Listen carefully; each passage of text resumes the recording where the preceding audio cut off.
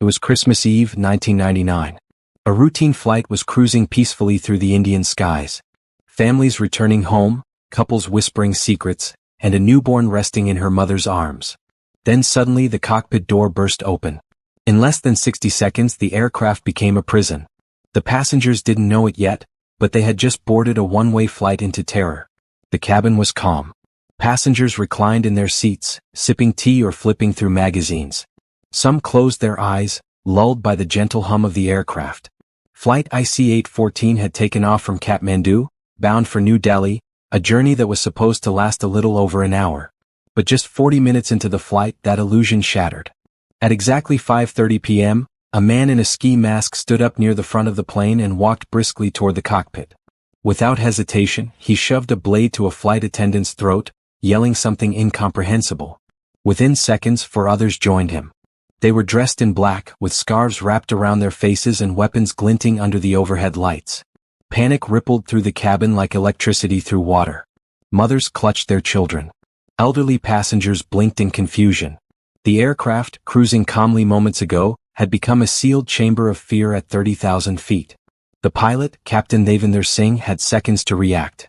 In the cockpit, alarms hadn't gone off. There was no technical fault. But through the intercom and shouts outside, he knew something was wrong. When the hijacker stormed in, the co-pilot froze. The captain tried to send a coded distress signal to the air traffic control but was forced away from the controls at knife point. The hijackers announced their demand: reroute the plane. But to where? They didn't say. They just wanted it out of Indian airspace. What followed was a dizzying, chaotic journey across international borders. The first place the pilot tried to land was Amritsar, just over the Indian border, but the hijackers refused. Still holding a blade to a crew member's neck, they ordered him to fly west. For some brief moments, communication with ground control resumed. Indian defense officials were alerted. Amritsar Air Traffic Control requested the pilot to turn off the lights or reduce fuel, anything to stall. But delays at that critical moment proved costly.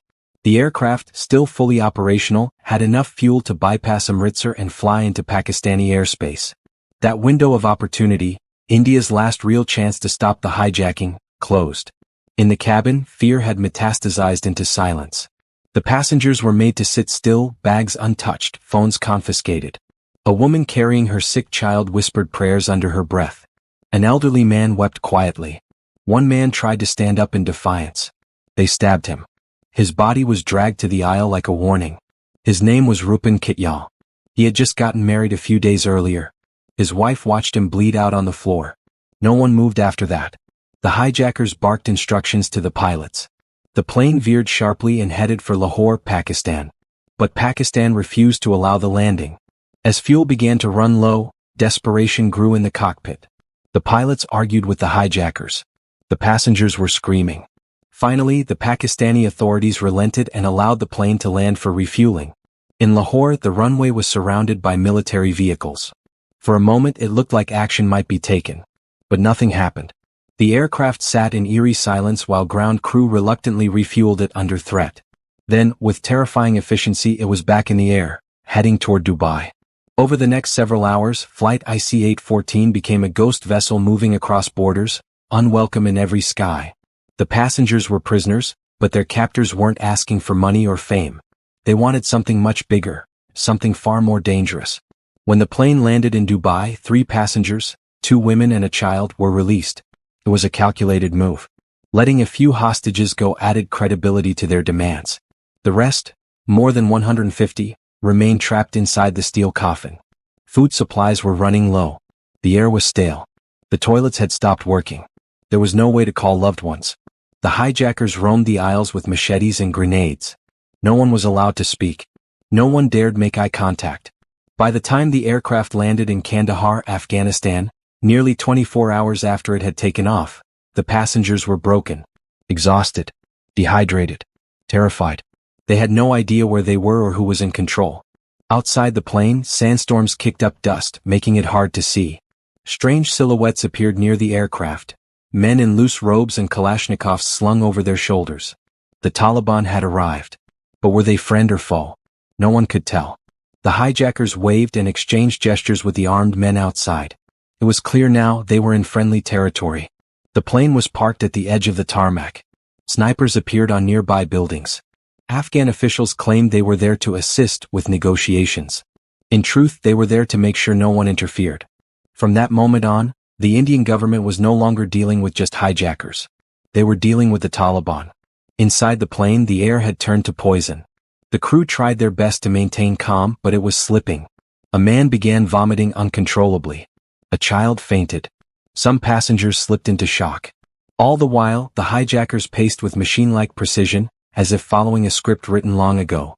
The first 24 hours had been hell. But what no one on board could imagine was that this ordeal was only just beginning. What had started as a flight home had turned into a psychological battlefield, a power game between governments, and a haunting reminder that terror can strike not just on land, but in the skies without warning. Back in New Delhi, the Indian government was thrown into chaos. As news spread that Flight IC-814 had been hijacked and diverted to Taliban-controlled Kandahar, a war room of politicians, intelligence officers, and military brass scrambled to make sense of what they were up against. But the first and most terrifying realization was this: no one knew who the hijackers were. Not their names, not their affiliations, not their endgame. Only one thing was clear: these men were trained, prepared, and deeply committed to whatever cause had led them to take 176 people hostage on a commercial airliner. The first contact came through intermediaries. Muffled voices passed through layers of translation and uncertainty. The hijackers demanded the release of 3 men being held in Indian prisons. One name struck a chord instantly: Masood Azhar. A known terrorist with a history of orchestrating violence across borders, his capture had been one of India's major victories. The other 2 names were Ahmed Omar Saeed Sheikh and Mushtaq Ahmed Zargar. Together, they represented a trifecta of radical ideology and operational deadliness. The hijackers were not after money, asylum, or attention. They wanted their leaders back. The demand struck the Indian government like a gut punch. If they complied, they would be freeing individuals who had vowed to wage war on the nation. If they refused, over 150 civilians, including children, would likely be executed. The nation held its breath. The media erupted. Headlines screamed betrayal, helplessness, and fear. Families of hostages camped outside Parliament, begging, sobbing, and pleading for answers. The government, paralyzed by indecision, found itself in a moral and political nightmare. In the Prime Minister's office, tempers flared. Some ministers called for a military operation. But the harsh reality soon sank in: the plane was not on Indian soil. It was parked in a desert airstrip controlled by the Taliban, a regime with no official diplomatic ties to India and known sympathies for Islamic militants. An attack wasn't just impossible, it could trigger international fallout and mass casualties. The hijackers had chosen their location wisely. They were protected, supplied, and beyond reach. Back in Kandahar, time stretched cruelly for the hostages. Conditions inside the aircraft deteriorated rapidly. Food had become stale or non-existent. Water was rationed to drops per person. Some passengers were forced to drink their own urine to stay conscious. A woman with diabetes slipped into a coma. A baby cried for hours until its voice turned hoarse. The hijackers watched it all with cold detachment. They weren't improvising, they were following a script, rehearsed and remorseless. Inside the fuselage, psychological warfare became the norm. Every few hours, one of the hijackers would scream, beat a passenger, or simulate an execution. The goal was simple: crush resistance and trigger panic that would echo back to Delhi. One man was pulled to the front of the cabin and had a grenade held to his chest for 10 minutes straight. No explanation, no questions. Just the sound of a pin half pulled and then shoved back in. The message was clear: time was running out. The media frenzy outside the aircraft only worsened the tension. Leaks from the negotiation room found their way onto television screens. The hijackers, who somehow had access to updates via intermediaries, laughed at the Indian government's internal disagreements. They saw weakness, and they were going to exploit it. They gave a deadline. If their demands were not met, they would begin executing 1 hostage per hour, starting with children. As public pressure mounted, the families of the hostages intensified their protests. They blocked roads, staged hunger strikes, and shouted outside government buildings. They didn't want politics. They wanted their loved ones alive. But inside the parliament, the room was divided. One faction insisted on standing firm: India doesn't negotiate with terrorists. The other saw the writing on the wall: time was running out. With every hour, the cost of inaction was rising, not in rupees or votes but in blood. A special team of Indian diplomats was sent to Kandahar. They were not negotiators by training. They were bureaucrats caught in a storm bigger than anything they had ever faced. When they arrived in the Afghan desert, they found themselves sitting across from Taliban officials who wore no expressions and offered no assurances. "You deal with the hijackers directly," they were told. "We will not interfere. But we will also not allow military action on our soil." The Taliban had drawn their own line, and now the Indian government stood alone. With no allies, no operational options, and a ticking time bomb on the runway, Delhi had to make a choice: uphold national security or save innocent lives at an unimaginable cost. The weight of that decision fell on the Prime Minister, who paced endlessly behind locked doors. There were no good answers, only consequences, and some would echo for decades. Back on the aircraft, the hijackers grew more aggressive. They began blindfolding random passengers.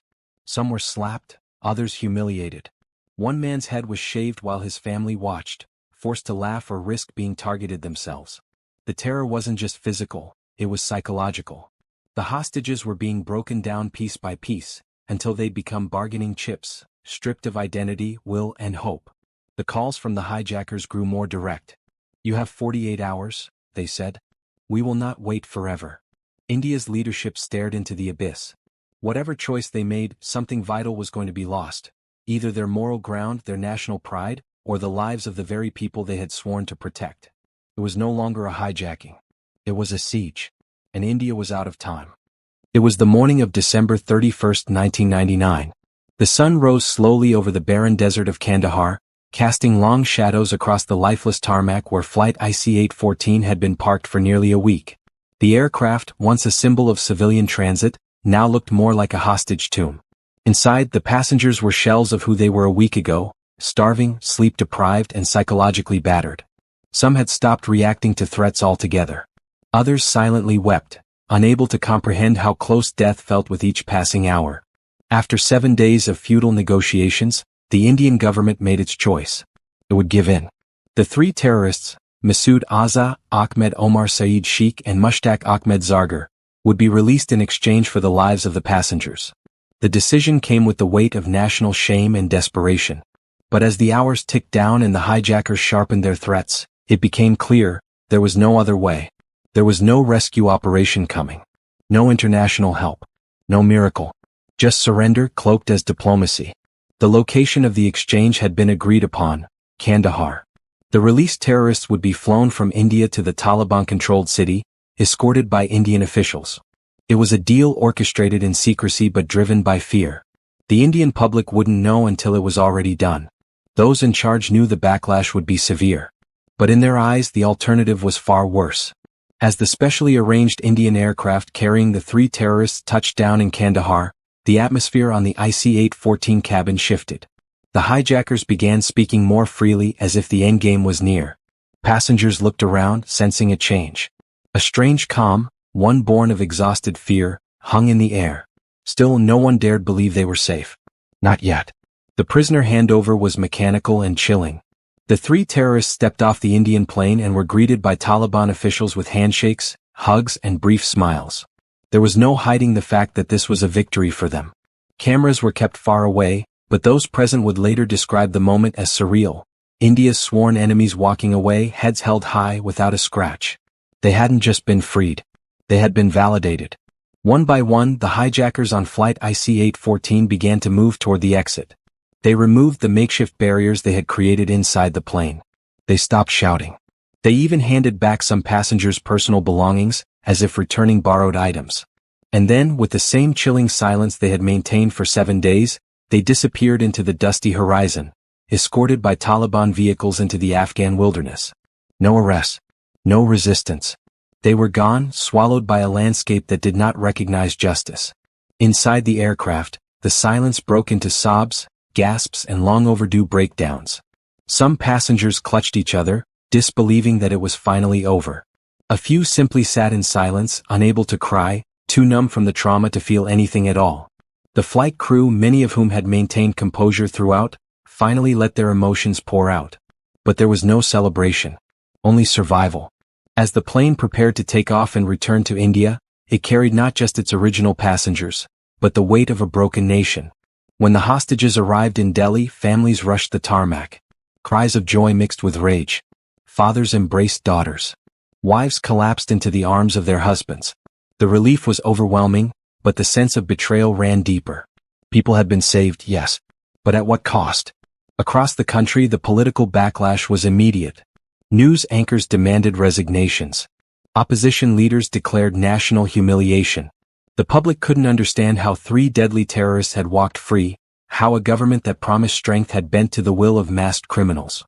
Masood Azza, just weeks after his release, founded Jaish-e-Mohammed, a terror organization that would later be responsible for the attack on India's parliament in 2001 and the Pulwama suicide bombing in 2019. That single decision in Kandahar had set off a chain of violence that would haunt the nation for decades. For the survivors, the trauma didn't end with freedom. Many passengers developed long-term PTSD. Some refused to ever board a plane again. Children who were once cheerful became mute. A woman described being unable to sit in a closed room for more than a few minutes without panic attacks. And yet, the world moved on. As headlines faded and governments changed, the people who lived through the horror were left alone with memories no one wanted to hear about anymore. The crew of IC-814 received awards for bravery, but the recognition felt hollow. They had kept people alive, yes, but they had also witnessed the slow unraveling of national willpower. They had flown a flight that should have lasted 1 hour, and instead became one of the darkest chapters in Indian aviation history. Years later, survivors would gather quietly in reunions, sharing coffee and fragmented memories. None of them could forget the smell inside the plane, the sound of blades being drawn, or the look in the hijacker's eyes, calm, patient, and merciless. They had seen evil not in the shadows but in daylight. And they knew that even though their flight had landed, part of them had never truly come home. Because IC-814 wasn't just a hijacking. It was a turning point. It was the day a government was broken by fear. The day a nation witnessed its own helplessness. The day the skies stopped feeling safe.